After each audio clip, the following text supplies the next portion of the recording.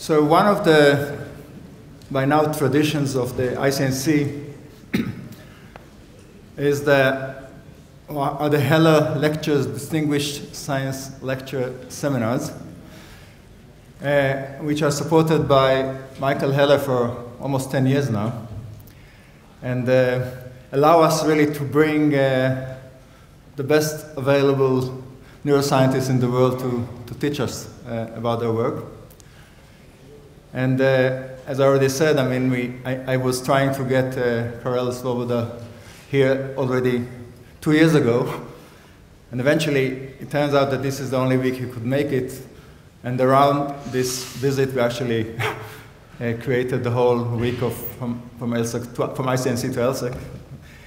But there's really no better way of showing the way we are. I mean, really learning this continuously.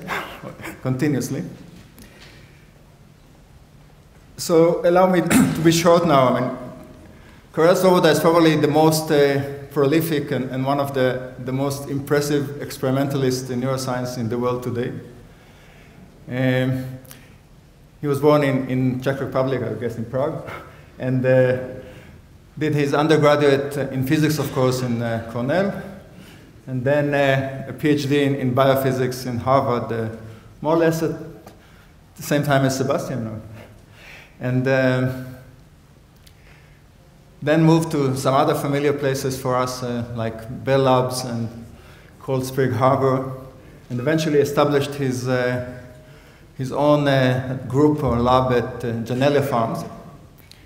And he really mastered a number of experimental techniques from different levels, from the molecular to the optical to the psychophysics, in order to really understand what we call sensation, tactile sensation. This is what we will talk about today. I think that Karel is getting as close as possible to actually proving that learning and behavior actually change synaptic connections experimentally, which is, of course, for most of us is taken for granted, but it's not really established. And I think that this work is going to get as close as we can to understanding it. And he got plenty of awards and distinctions and has a very prolific line of publication, which I'm not going to quote now. I just want to, as I said, I mean, as a Heller lecture, we usually give this very important certificate that I want to read to you. The Heller Lecture Series in Computational Neuroscience awards this certificate of recognition and appreciation to Karel Svoboda for his contribution to academic inquiry and exchange at the Interdisciplinary Center for Neurocomputation, the ICNC, and of course we should always add at the Edmund and Lily Safra Center for Brain Sciences here in Jerusalem, and it's again traditionally signed by the ICNC director, me, and Professor Elin Elkin, the head of the PhD program. So please, Karel.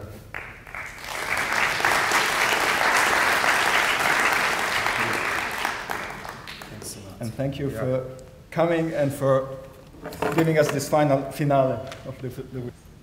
Thank you. Really pleased to be here.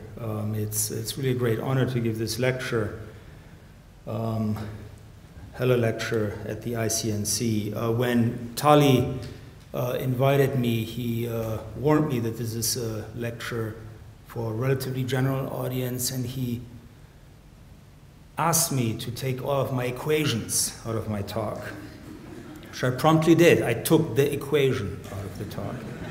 It wasn't very difficult, and so I'm not a card-carrying computational neuroscientist yet.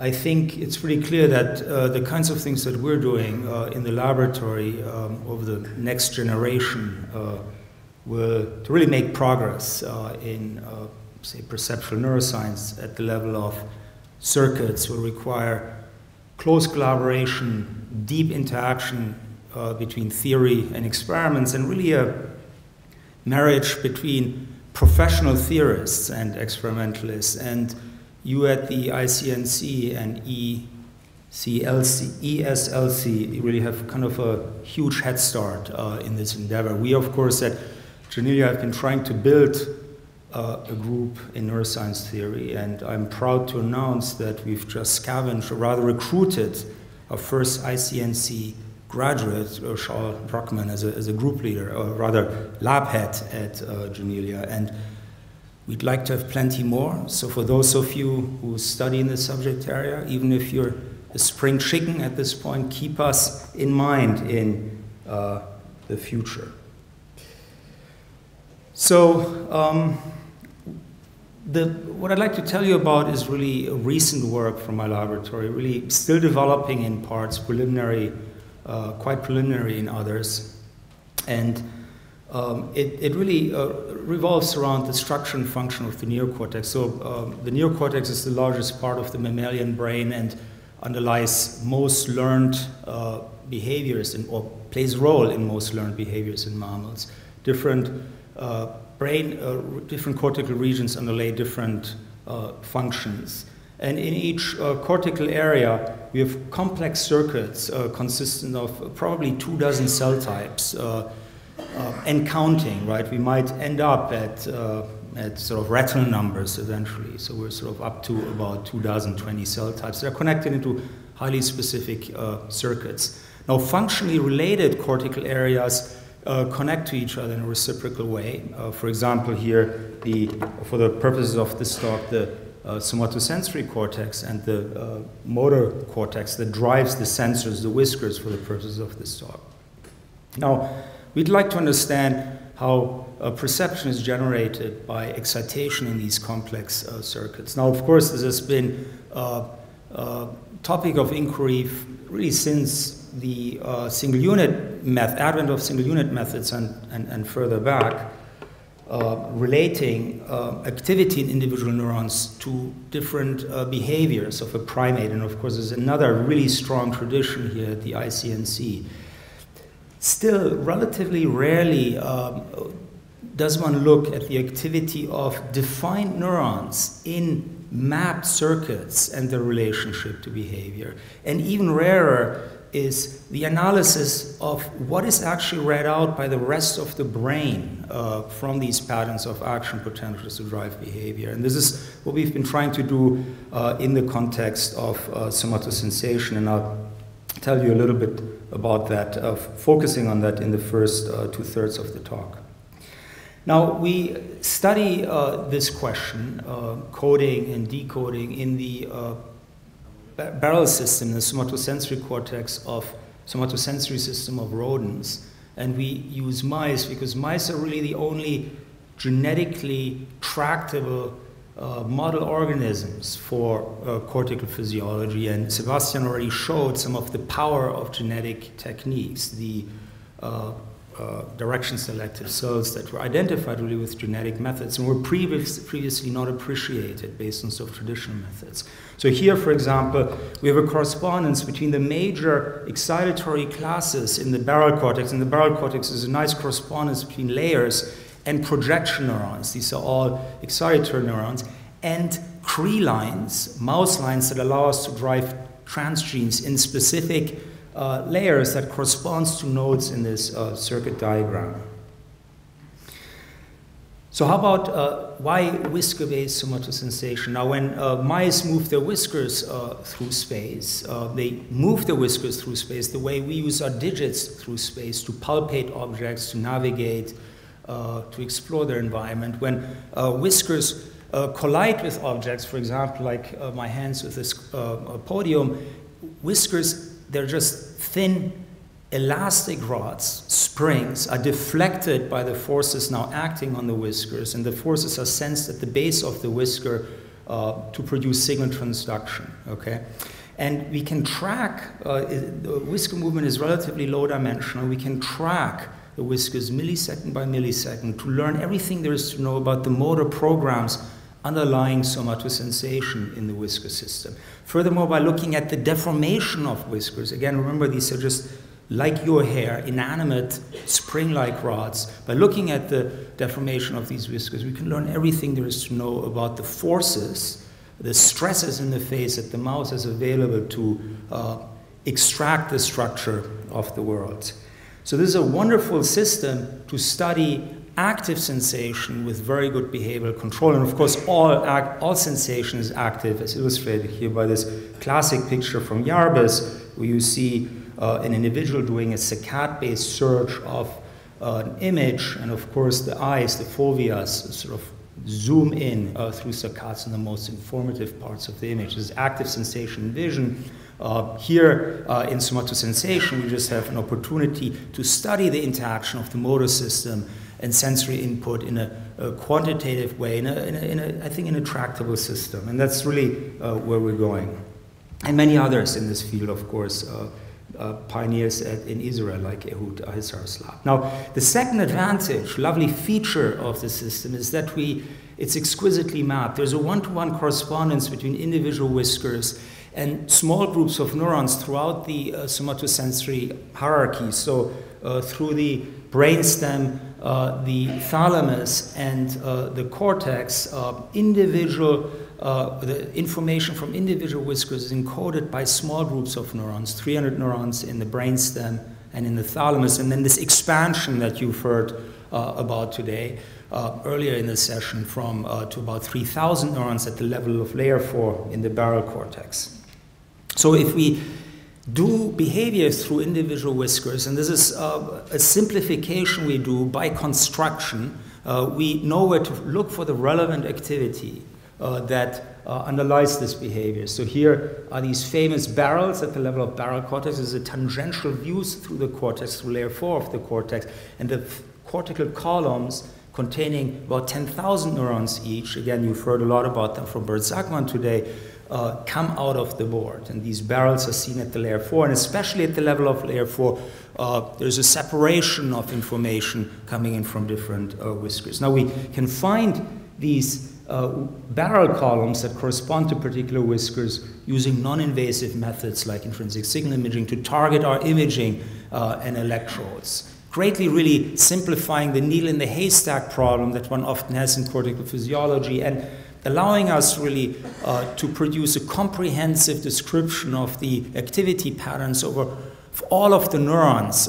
This is stuff we're working on. We're not quite there yet, but we're quite optimistic we'll be able to describe and ultimately measure from all of the neurons in the cortex that matter to a single whisker behavior.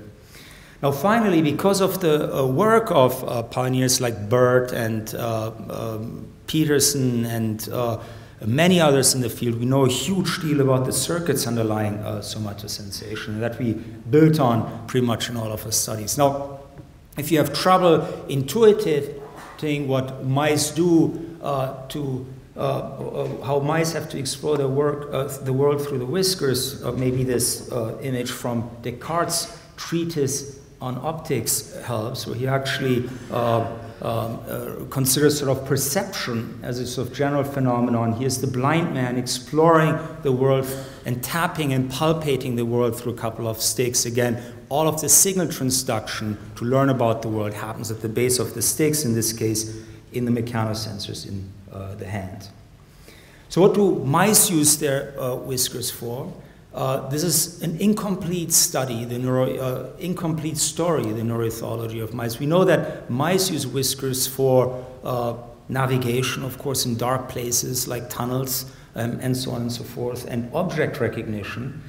And underlying these complex, these somatosensory gestalt-like functions is really, at its core, object localization. So here's, for example, a mouse that encounters a corner. At one point, one whisker strikes one face of this corner, and he probably thinks there's a wall there at a certain distance from his head. Sometime later, whiskers retract against the other face of the corner, and by comparing two distance localizations, the mouse can put together a perception of the corner over multiple touches and multiple sensors, but at the core really is object localization, and this is really the behavior that we've been studying in the laboratory.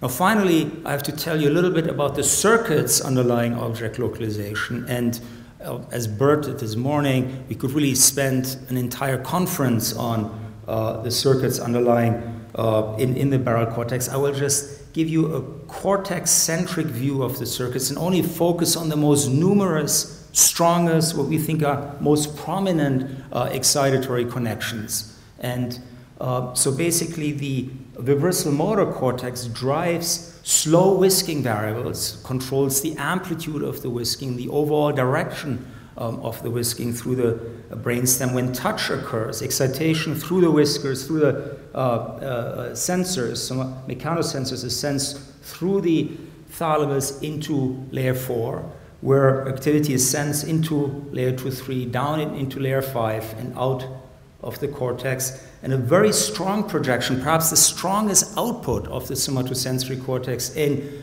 the mice, in rodents, goes directly to the motor cortex that controls whisking, where presumably these touch-related inputs help to control whisking in the future based on touch.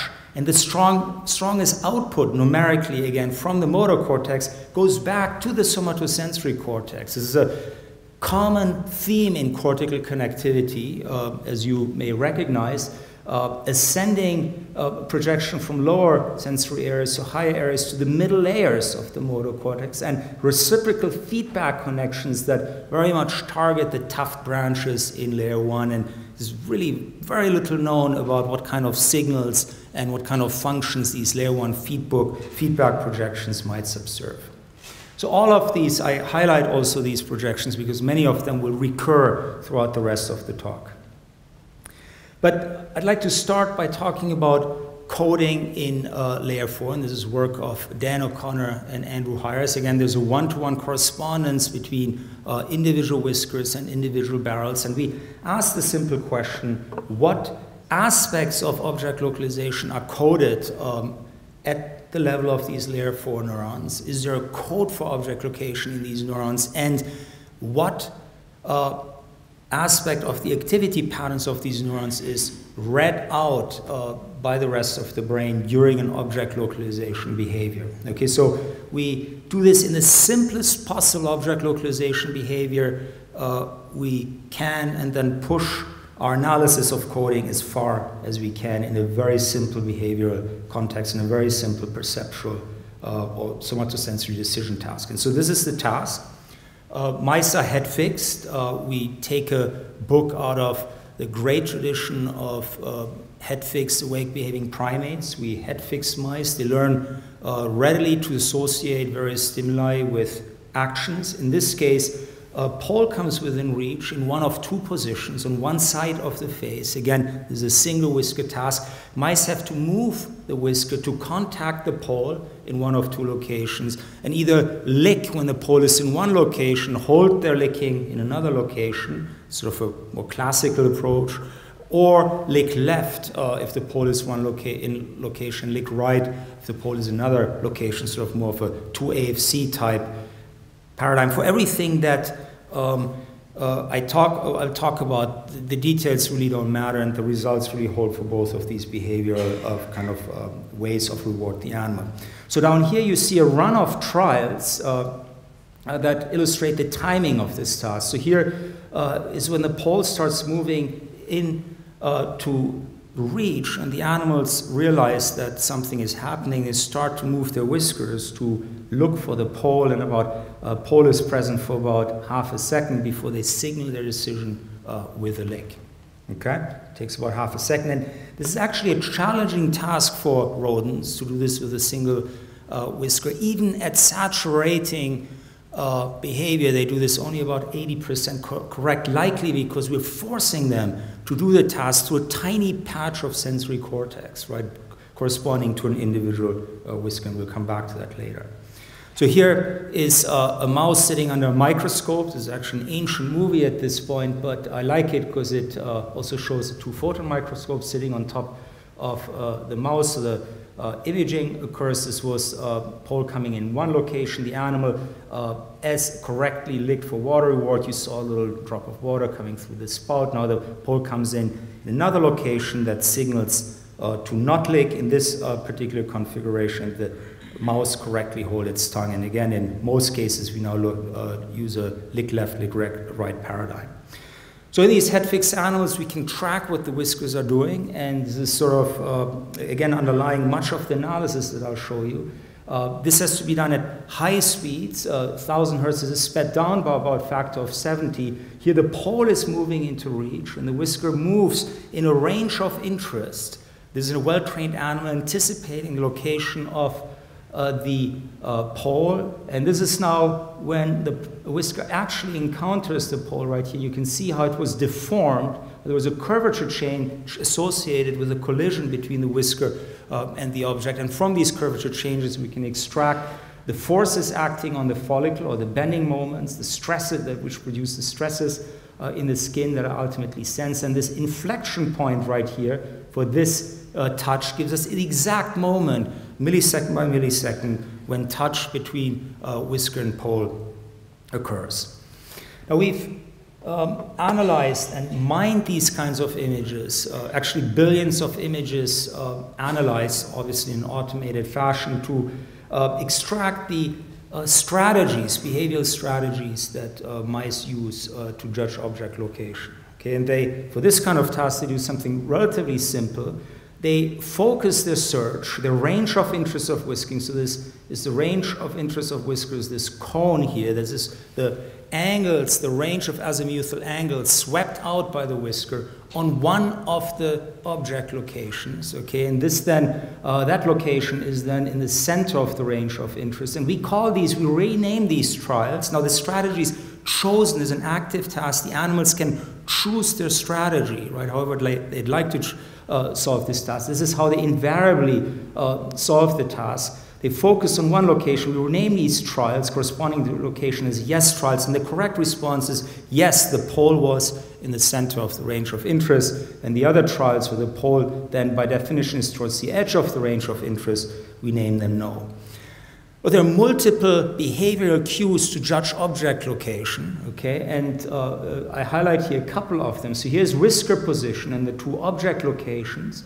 So when the whisker protracts, it contacts the no pole location at a different whisker angle than the yes pole location, more anterior in this case than posterior. So the animal has to simply keep track the location of the whisker when touch occurred, essentially compute whisker theta at touch to extract object location. That would be one strategy to extract object location. The other strategy is that, perhaps a little bit less obvious, the whisker presses more strongly against the more posterior, in this case, pole location, producing larger forces and more frequent touches, because whisking is a bit variable, changes in amplitude across different trials. So the animal could also extract the strength of forces and the number of touches to make judgment about object location. And these two strategies are illustrated in this cartoon here. The animal could put a decision boundary right here and measure whisker position at touch,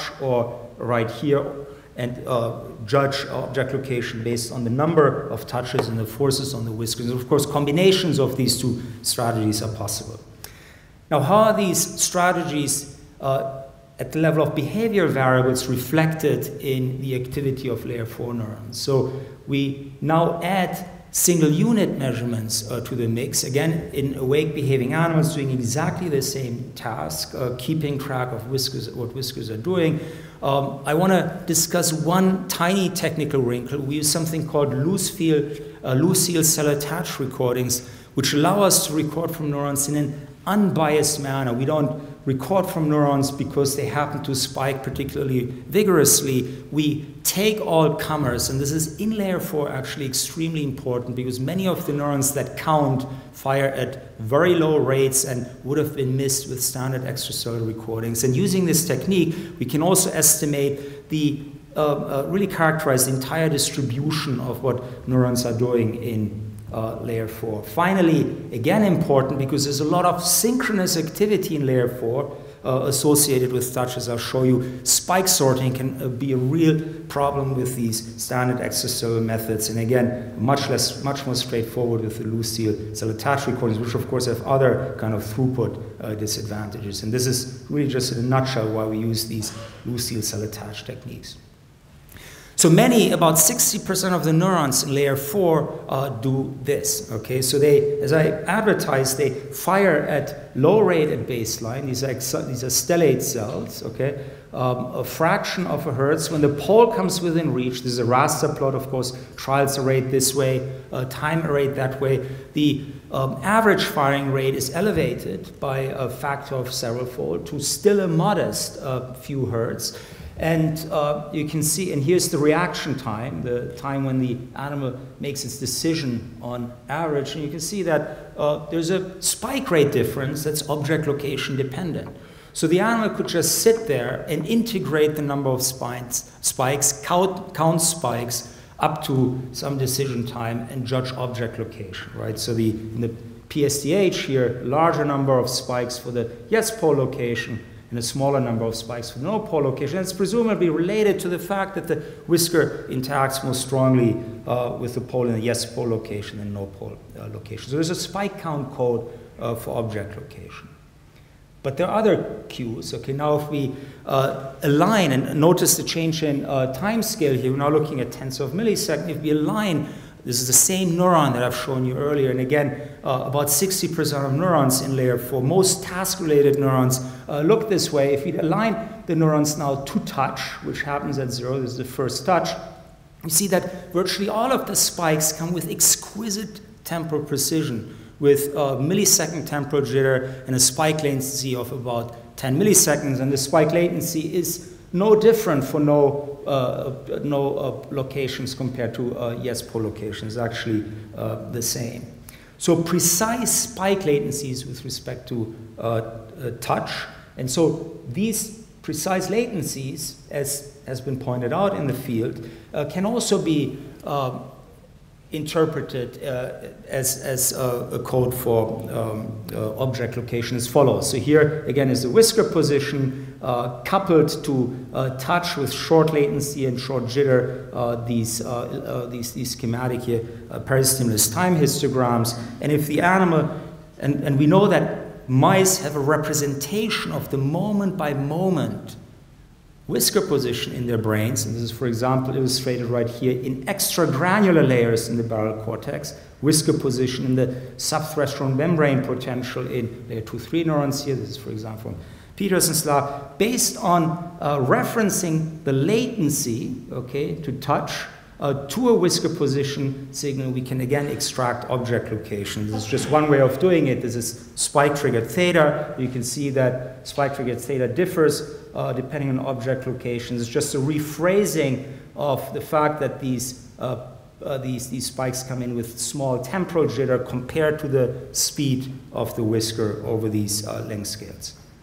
So there are basically two degenerate neural codes underlying object location that map onto these different behavioral strategies, right? So spike count code, which corresponds loosely to forces and number of touches on the whiskers, and the spike latency code, which relates to whisker position at touch. And by the way, as has been discussed this morning quite a bit, similar degeneracies in spike codes have been pointed out in many other systems, perhaps most famously in the hippocampus, where you have a spike latency code with respect to theta, and a spike number code or spike rate code, which is the place field codes. And now the question really is, which one of these codes are used by the animal to judge object location in this behavior? And that's what I'd like to turn to next. So to address this question, we we use a closed loop system to manipulate activity in the brain to try to fool the animal into thinking that an object is in a particular location. This is how it works. It's a bit like Descartes' evil demon, to try to mess with the perception of the mouse through a reality that really doesn't exist. So we put a laser beam within reach of the whiskers and detect when the whisker goes through that laser beam using photodetector. It's actually a very simple experiment, and then control photostimulation of layer 4 neurons that were transduced with channelrhodopsin. And most of you know what channelrhodopsin is, but just for completeness, it's a light-activated channel from an algae that can be put into neurons to make them light-sensitive. Gives us essentially a way to convert light stimuli applied to the brain into action potentials in the neurons that were transduced with channel rupts. And it's now a rather widely used technique. So we can couple crossing of the whisker, of the virtual pole here, to stimulation of layer 4 neurons that were transduced with channel rupts and with essentially sub-millisecond jitter. And now the name of the game for us is to as closely as we can mimic the activity in the population of layer 4 neurons, the ensemble of layer 4 neurons, coupled to whisker movement, as closely as possible to that produced by touch. Okay, so we want to produce light-evoked activity that mimics touch-evoked activity to first ask the question, can we fool the animals into perceiving active touch by stimulating layer 4 neurons? That's not obvious because it's only part of the somatosensory pathway. There are other pathways going to other brain areas and so on and so forth. Although we know that barrel cortex is absolutely critical for this task. And then if we can fool the animals by mimicking touch, we now have control of the action potential trains, and we can ask which aspect of the trains really matter to perception of active touch. So we have to control the stimulus in space and in time, and to control the stimulus in space, we use a combination of mouse genetics. This is really where the mouse comes into its own. There are Cre lines that express this recombinase. It's really a trick of genetics, only in a layer 4 stellate cells, and then we introduce a virus that expresses only in Cre positive neurons, and we inject the virus into one barrel column previously identified to be the one that corresponds to the whisker that we left for the object localization task. So this is sort of how this looks post hoc. Here the channel rupts and positive neurons, and again, there's a tiny part of the sensory cortex that we're really here perturbing, and here some experimental histological data overlaid onto the barrel map. So each one of these chunks here corresponds to individual whiskers, and all of our experiments here done through a particular whisker. Again,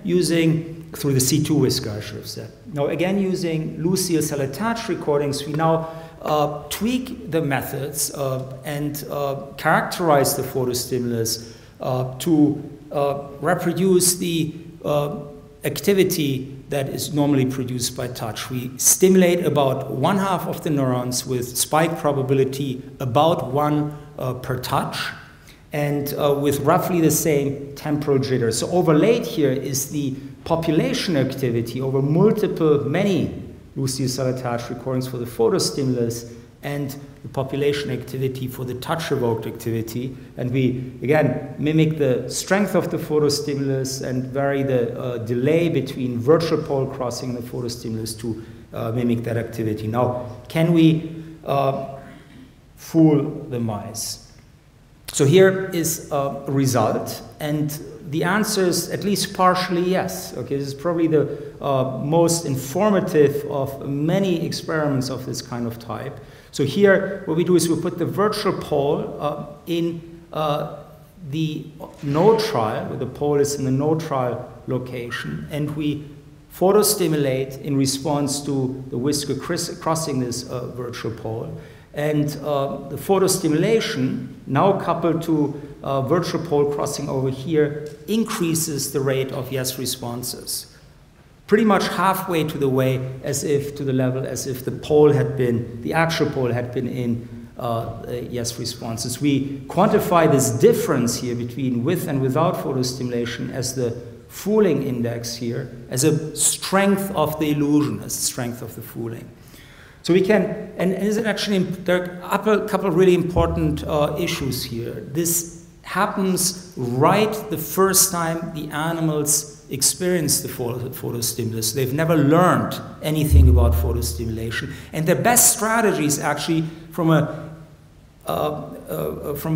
reward gathering perspective to completely ignore the photostimulus, and they never do. We of course photostimulate only a small fraction of the trials. They continue to do the actual object localization task. So I think in that sense it's true fooling. And it only works, of course, when channel rupsin is in the brain, but also when we photostimulate the correct barrel column that corresponds to the little patch of cortex through which they have learned the task. If we now transduce a column only about 500, 600 microns down the way, the animals are not fooled. So what we can conclude is that we can produce synthetic touch, or the perception of active touch, by stimulating a subset of layer 4 neurons, but only when we stimulate in the correct somatotopic location. So there are exquisite mechanisms here at work for the brain to zoom in and to listen to this patch of cortex and ignore activity in that patch of cortex only a couple hundred micrometers away. So now let's get back to this point now. Now we can mess with the spike latency compared to the whisker signal, and ask whether or not the spike latency relative to the whisker theta matters. And this is the result of these experiments. Here's the normal stimulus delay of the photostimulus that mimics the touch-evoked activity, where we can shift the photostimulus over up to 50 milliseconds. And these are huge times compared to the speed of whisking. And the whisker can pretty much be anywhere 50 milliseconds later, and it doesn't matter. We always fool the animal. We increase the yes response rate. Furthermore, we can stimulate pretty much anywhere. This is just replotting the same data at all whisker locations. Again, the animal is fooled. So we stimulate when the whisker is anywhere, and we tend to increase the yes rate, the yes response rate corresponding to the pole being in the yes location. So we think that at least in the simple two-choice, two-pole location task, that the object location is actually does not rely on millisecond timescale precise timing of the action potential, but rather we think relies on a spike count code. Someone sits there reading out spike rate or spike number coming out of the cortex. So we think the picture out of layer 4 neurons. So the picture is actually quite simple. Perhaps mice learn to use a strategy to maximize perhaps the spike count difference between yes pole locations and no pole locations, resulting to in distributions of activity like this for the yes pole location, higher levels of activity, lower levels of activity in layer 4 neurons. For the no pole location is of course noise, because the rest of the sensory cortex does stuff. A small number of neurons are involved, and wherever the animal puts its decision boundary, there will be errors. Actually, perhaps the animals turn this into a detection task. This is really our picture of what's happening now. When we photostimulate, we're shifting the distribution of no pole activity into the yes territory, increasing the response rate consistent with the yes pole. And why don't we fool the animals completely? We don't know the reason for that yet. It could be that because we select about 50% of the neurons for photostimulation, about 60% of neurons are active in response to touch, and we select neurons randomly for photostimulation. The overlap of these neuron population is only about half, so we take charge perhaps only of too few of the relevant neurons. That's something that we can test. Or it could be that perhaps other somatosensory sensors have to be manipulated to drive yes response rate to higher.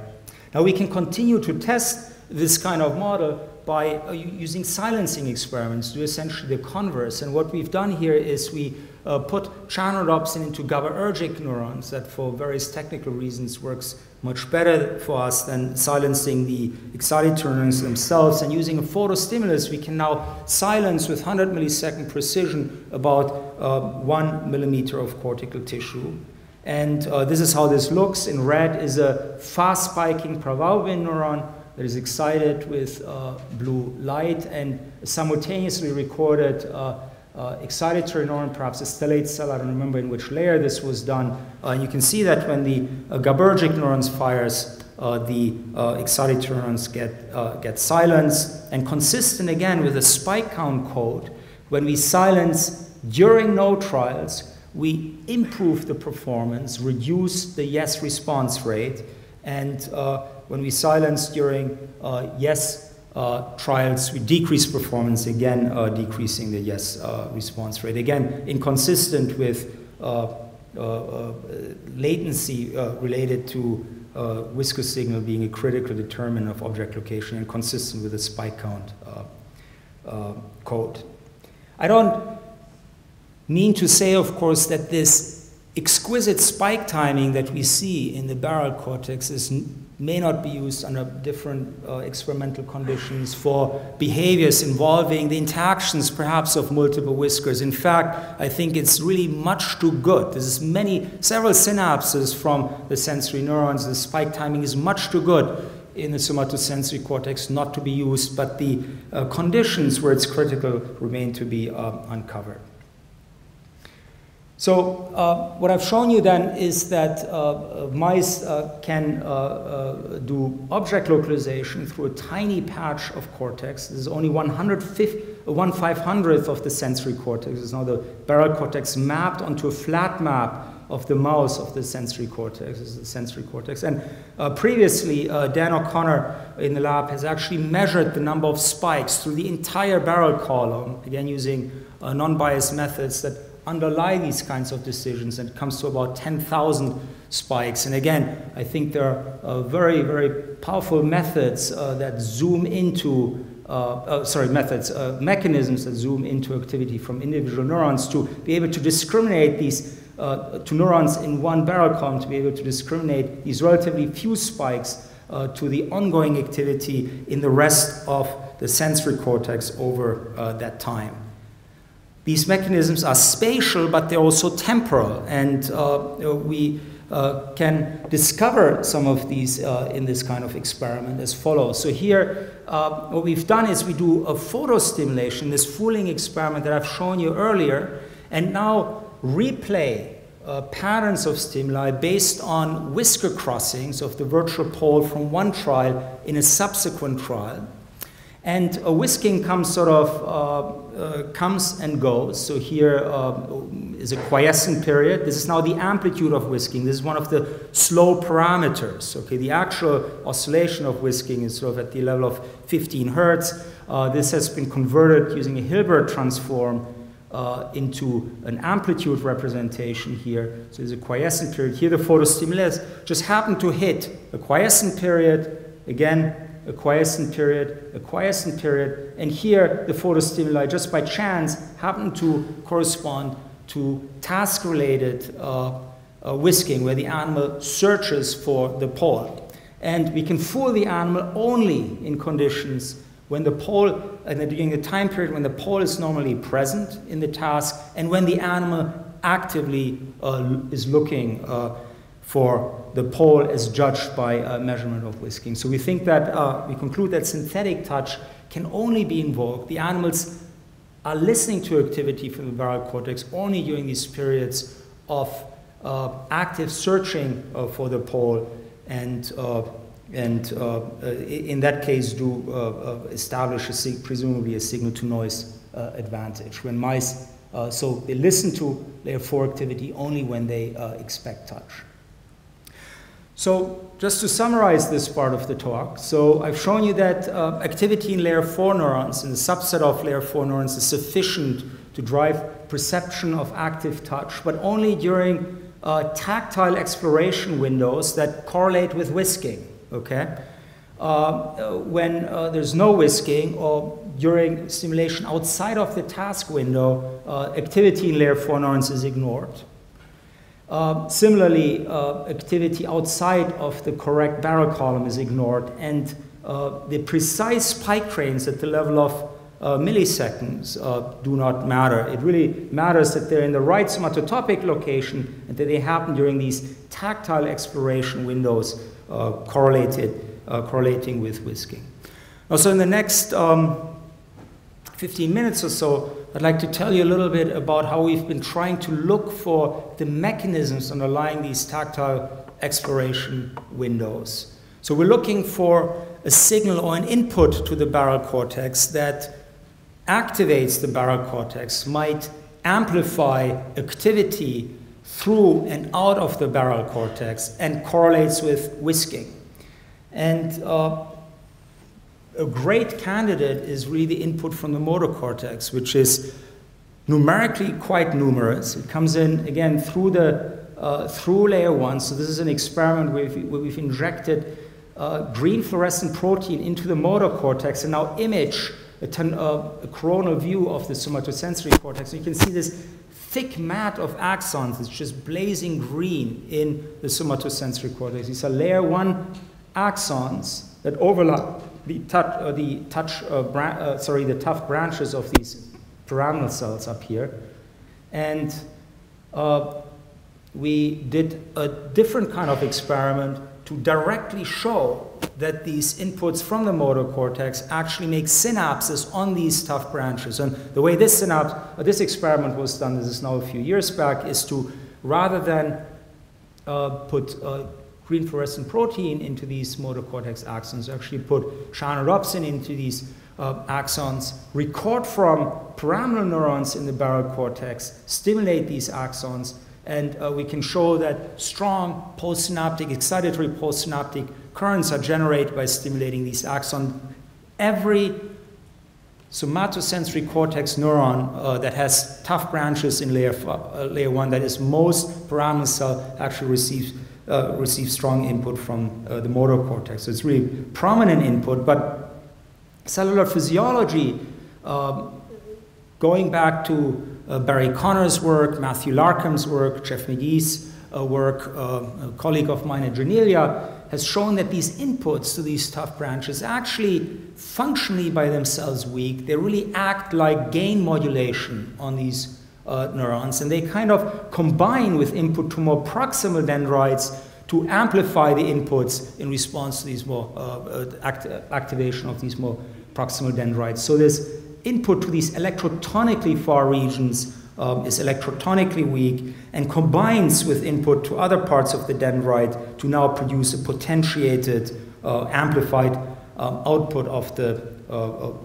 signal transmission through the barrel cortex and output through the barrel cortex. That's how we think about the system. Now, first we have to show that the motor cortex actually provides the right signals to the barrel cortex. So far this is all anatomy, and we and others have recorded in the awake behaving brain during object localization behavior in the motor cortex from the group of neurons that some of which project to the somatosensory cortex. And indeed, when we correlate, in this case, in an imaging experiment, I won't show you the details here, just highly abstracted view of this, the green neurons here are the neurons that signal or code for these slow whisking variables, whisking amplitude, for example. So it's at least plausible that motor cortex might send information about whisking to the somatosensory cortex. What we really have to do is to look directly at the axons sent from the motor cortex to the somatosensory cortex. And this is very difficult to do using electrophysiological techniques. So we've turned to calcium imaging, similar to the somata of pyramidal cells, where calcium imaging has been used a lot, when action potentials radiate through these immense axonal arbors, especially in boutons, in these presynaptic specializations that Sebastian also talked about. Voltage-gated calcium channels admit calcium, and they actually produce very robust calcium signals. There's now activity in these axons imaged in awake behaving animals is sped up quickly, where we only show difference images of individual trials collated together just to give you a sense of the signal-to-noise ratio, so we can really dissect out the activity, detect the activity of these axons, and relate the activity in these axons to different behavioral variables to ask what they code, what they tell the somatosensory cortex about the behavior. So here is a view, again, of a field of view into axons labeled with this genetically encoded calcium indicator, GCAM3, developed at Janelia, now widely used, developed by Lauren Luger and Lin Tian. And a typical axon here that codes for whisking. So in black is the whisking amplitude, and in pink, a regression model based on fluorescence signals detected in one bouton of one axon, and then of course tested on the other 50% of data on which we didn't train the model. So you can see that there's a lot of information about whisking here from this bouton and from many other axons that comes from the motor cortex in the somatosensory cortex. So these axons have the right type of activity to serve as an activating signal to underlie this tactile exploration mechanisms that we uncovered earlier. Now, how about downstream of these axons? So as I mentioned, we know that these layer 1 axons from the motor cortex make synapses with the tough branches of layer 5 and layer 2-3 neurons. And together with Jeff McGee, we did a study where we looked at the calcium accumulations in tough branches in the somatosensory cortex. Again, in an animal doing an object localization task, we found is in a subset, at least, of these neurons, large calcium responses, large amplitude, long duration calcium responses, and these calcium responses were associated with touch. And when they occurred in all branches of the tough branches simultaneously. So they were a global electrogenic signal, presumably calcium spikes, which are also associated with burst output of these pyramidal cells.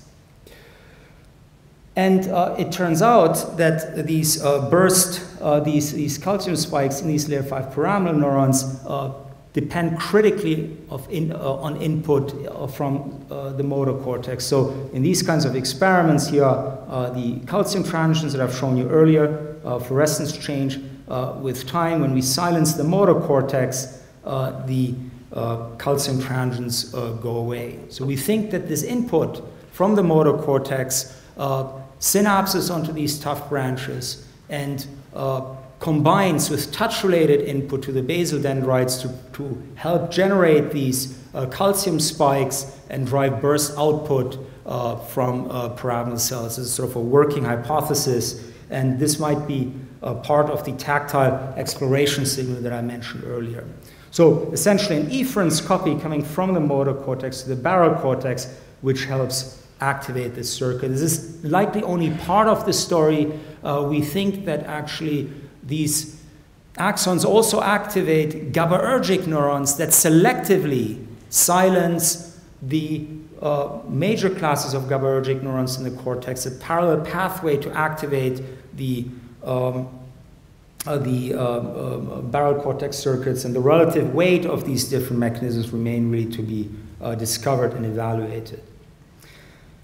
Okay, so in the last minute or two, and that's all that it will take, I'll just give you kind of some hints of things that we've seen in these experiments that are motivating new directions in the lab, and lots of this is really, at this point, speculation, and really kind of highlights how we're beginning to think about somatosensation in this sensory motor loop.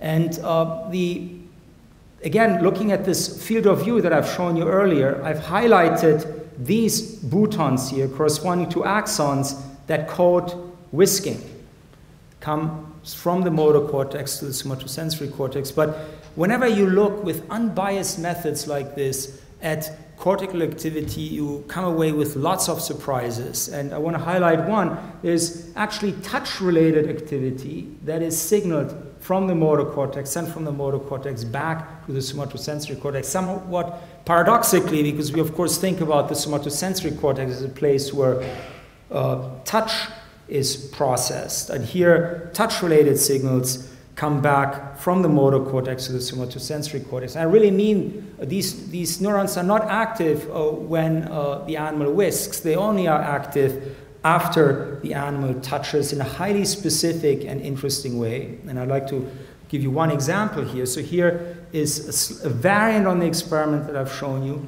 There's really the last data slide here where we've used multiple object location. The animal has to discriminate between them. The details don't matter.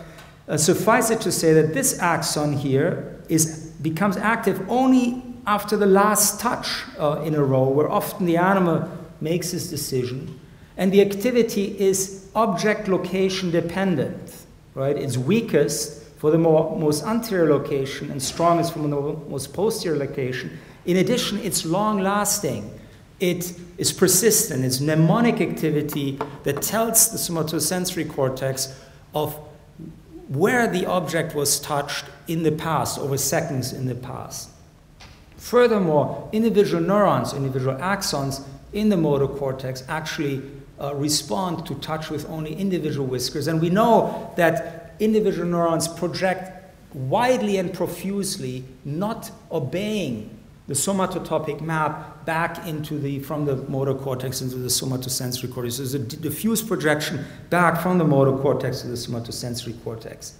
So there's a lot of mixing in this sensory motor loop across different whiskers and across time. And this is exactly what we need to integrate information about multiple sensors over time to get a gestalt of object shape or the shape of a tunnel during navigation, right? We're building up our tactile representation of object shape over multiple digits, over time, over multiple touches. And this system really has all of the hallmarks, all of the hardware and the signals really to make that happen. And this is really our working model of how we think this works.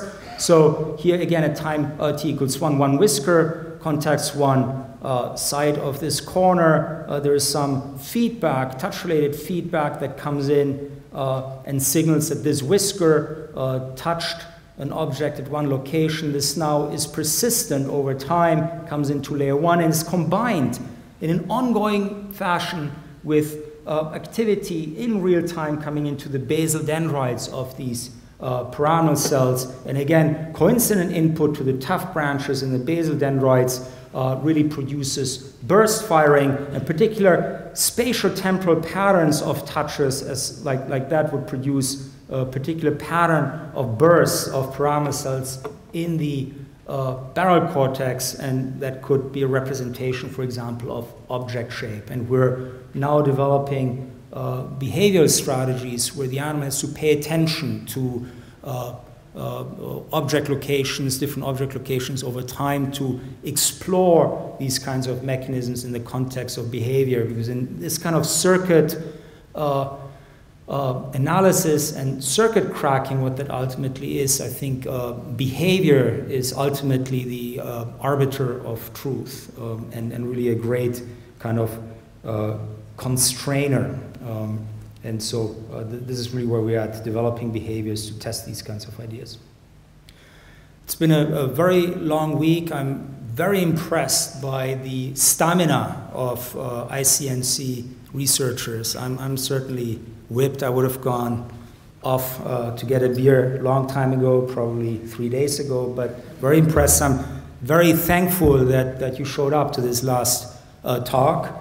And I want to really highlight the people who've done this work. And in particular, most of it was done by Dan O'Connor and Andrew Hires. There's a lot more to this story.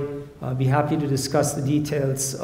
Dan is now at Johns Hopkins. The dendritic arbor story was a very close collaboration with Jeff McGee, and Ninglong Zhu took the lead on that.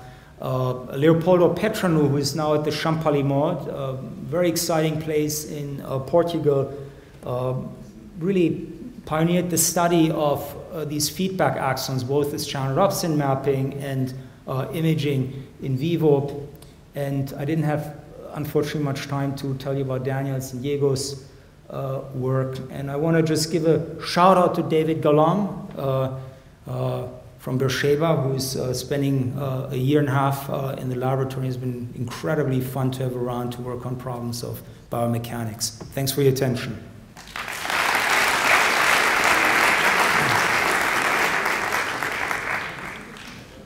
Thank you very much, Karel, for this presentation. And I believe due to the time and the week, we should come close to end today without too many questions. But of course, those who are interested, I'm sure Karel will answer you, because what he presented to us today is exactly what I hoped you would do, to show Tali and I that active sensing works. in real systems. And before we leave, I would like to say just a few words to end this week. So this week we celebrated 20 years of interdisciplinary center work in the Center for Neural Computation. That's how it's called. ICNC is the Interdisciplinary Center for Neural Computation. I have to be accurate about words. And what we have seen is we could feel the, I'm sorry, I cannot see what I wanted to say. I lost my speech. So, okay, so what we could feel is the realization of our dream, really the realization of our dream. We have been listening to lectures of ICNC alumni who were as exciting as the lecturers of leading scientists from the world as we have listened, as we have heard here today. Indeed, these were exciting lectures this week. Lectures that have demonstrated the huge advances of modern brain sciences.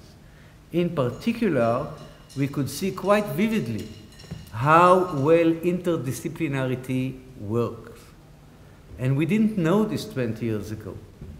We really didn't know it. We didn't know if our students will have jobs because they would not be physicists, they would not be biologists, they would be something in the middle. So what we evidenced this week is, yes, we can. We can go together, physicists, engineers, computer scientists, cognitive neuroscientists, neurobiologists, and medical doctors. We can go together, we can study neuronal basis of perception, cognition, and behavior at the single neuronal level, even at the dendrites, Michael. And we can study neuronal circuits that underlie bridging the level from the molecular cellular levels and up all the way to human behavior. So all this is actually the vision and the goal of ELSC, the center that will promote interdisciplinary neuroscience studies at the Hebrew University through collaborations with other departments, research centers, and teaching programs towards the future of brain sciences, not only in the university, but also in Israel and worldwide. So thank you very much for being with us, and let's hope for continuation of this wonderful 20 years in the next 20 years to come. Thank you very much.